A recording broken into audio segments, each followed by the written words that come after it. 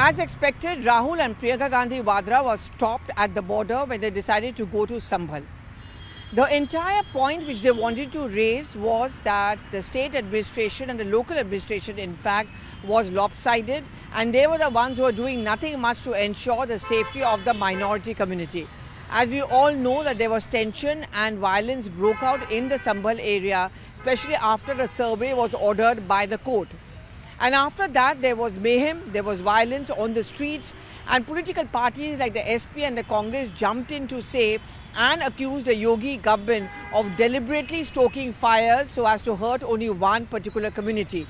Of course, the BJP and the Yogi government came out with a strong defense in which they said that this survey was done only under court order and no one was being systematically targeted. In fact, evidence started to come out to show that there were many who belonging to a Hindu family who were leaving Sambhal, and that it was wrong to give a religious color to this entire episode.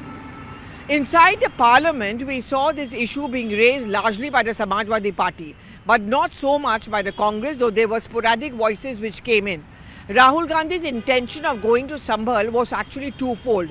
One, of course, to ensure the protection of the vote bank of the Congress, which is the minority vote bank which has been slipping away to BSP, the Samajwadi Party and the other stakeholders. But I think more importantly, it can be seen as an attempt to reach out to the Samajwadi Party within the India bloc. If you remember those protests which took place at the Makar Dwar on the Adani issue, the TMC and the SP were conspicuous by their absence. One can understand the absence of the Trinamool Congress because they have been maintaining their distance for a long time, saying that they do not want to be seen protesting on issues which does not even concern them or Bengal. But Samajwadi Party's absence is alarming and should be worrying for the Congress party. Ram Gopal Yadav has gone on record to say that the Adani issue is a pointless issue which is being raised by the Congress. The Sambhal issue is more important. In fact, when he was told that Rahul and Priyanka Vadra have been stopped at the border, he said that they don't even bother to raise this issue inside Parliament, and what's the point of now going over there?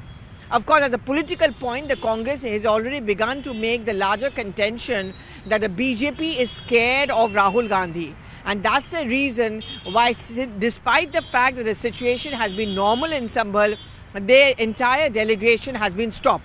But if you remember, as news came in 24 hours back of Rahul Gandhi to visit Sambhal, the state administration issued a warning and also pleaded with them that just about normalcy has begun to return to Sambhal. Any high-profile political visit is only going to make matters worse, and so appeal to them to stay away. But they also issued a warning by saying that in case he turns up, he will not be allowed to reach Sambhal, and that's exactly what happened. The Congress has used this to accuse the BJP of being scared of him, of not wanting him to reach out to the real people of Sambhal who are grieving. So either which way, he sees it as a win-win situation.